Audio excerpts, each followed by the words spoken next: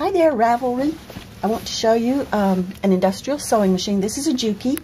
The quality of sewing will be the same on the regular feed as it will be on this one. This machine happens to be a needle feed with a side cutter. See that cuts on the side? But just ignore that for now and forget the fact that it's a needle feed. The main thing you'll want in an industrial sewing machine for producing canvas bags or sewing on canvas is one set up for medium duty. This is for medium to light duty. It just means, I don't know what they do, but they set it up a little differently. Cut. We're back, Ravelry friends. Hubby just gave me a few video tips, so I'll move more slowly and speak more slowly. One thing I really want to demonstrate is this item here is called the wiper. You definitely will want the wiper attached. You will definitely want what's called a servo motor. Servo motor is all electric as opposed to a clutch motor. A clutch motor is very, very noisy, and they only go from 0 to 90 with very little in between. With the servo motor, you can sew very slowly or very fast, and it's quiet. You see the machine is on right now, and there's no noise. The noise you hear is my air conditioner.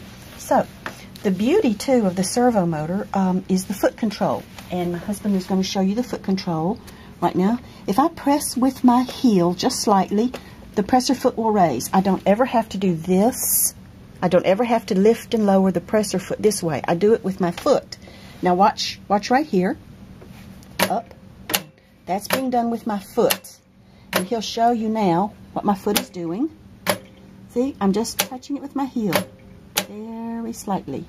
And the foot goes up and down. You never have to use your hand to raise the presser foot. Your hand's free. Can you show that a little closer? Here goes the presser foot, up and down. Up and down. Also, Ravelry, ignore this hole right here. That's something else. That's where when I use the cutoff, the cuttings go down there. So just ignore that. Up and down. And the servo motor is very important, and the wiper is very important. I'll show you that right now. Sewing slowly. Alright, I will lift the presser foot, put the fabric under. This is my reverse, or you can have this programmed to be other functions, but I'll just sew slowly. You can sew one stitch at a time by just tapping with your toe, or you can sew very fast if you want. I'll sew all the way to the end here.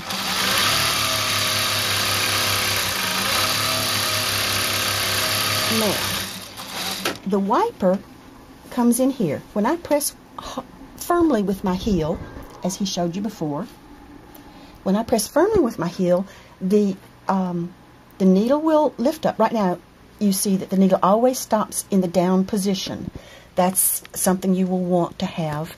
I can lift the presser foot and see the needle is still in the fabric. You can turn and sew and turn and sew without with the needle down, and you get a good look. Now, to remove your fabric, I'm going to put it with my heel and watch what happens. There we go. That's it. I'll show you that again. If you're sewing along, you're ready to remove your fabric. Press firmly with the heel. Now, what you just saw was the presser foot lifted, the needle went up, the presser foot lifted, and this little wiper went click. The thread was cut here, and then this clicked up in 1/10 of a second. And what that does is it flips your loose thread out into the back. So you never have to pull your thread out, cut, and then smooth it backwards to start sewing again. Don't ever have to do that. It's wonderful. Here we go. I'll watch it. Now we're just sewing along slowly, fast, slow, backwards, forwards, slow. And now we're going to remove the fabric. And now we're going to start sewing again without ever touching the thread, fiddling with presser feet, cutting. You just go this. Yep. Cut.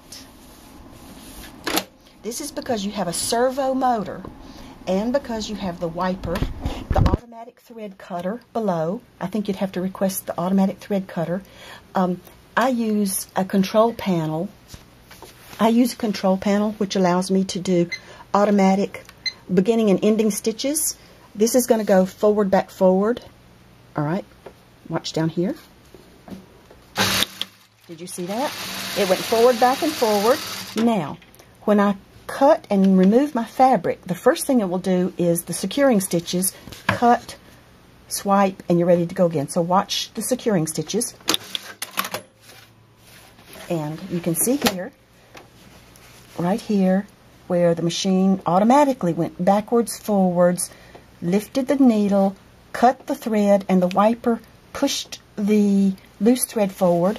The back looks like this. You see, there's not a whole big long bundle of thread that you have to cut off later. Here was the beginning where it went forward, back, forward. See, there's not a lot of thread there to be cut off, and there's none on the front. It's fabulous. And you notice here, there's just a little bit of thread left, and there's no thread that you can see coming up out of the hole. Normally, a home sewer would pull the thread out and push both threads backwards. This machine and any of the other Juki models will pick the thread up from below and sew. I'm going to turn off that. I don't use the securing feature. So. There it is. There it is. You see here, that thread was secured, and this one was not because I turned it off. And there you go. Not a lot of thread. This is light thread on the bottom and dark on the top. This is just regular Gutermann sewing thread. This machine, even though it's set up for light, medium to light, it will sew heavy. You put in a heavier needle, it has a bigger eye, and it will sew through layers of upholstery fabric. And most of the Jukis will do that unless they're set up for very, very light fabrics like lingerie and whatnot. The needle inserts differently. The needle itself is round, so instead of having a flat side to your needle that goes to the back, these needles are completely round. I'm spinning it, and you can see the needle is completely round. It inserts so that the thread threads from left to right, not front to back that you're used to, but the thread goes from left to right, and the little scoop in the needle is called the scarf. The scarf always points to the right because underneath here is your bobbin, and your bobbin is going like this, and the little arm comes up and scoops the needle this way, as opposed to a home machine, which probably yours does like this, so it's just set at a right angle.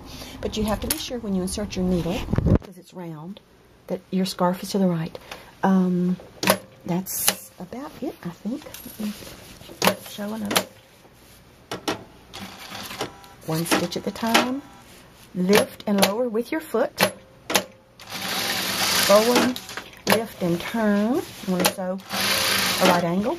If you want, you can lift and turn and then sew backwards to make a square. If you can aim that well. Oops. And then turn it this way to close your square. One more, and go this way. And there you go. That's a crude square, but there it is.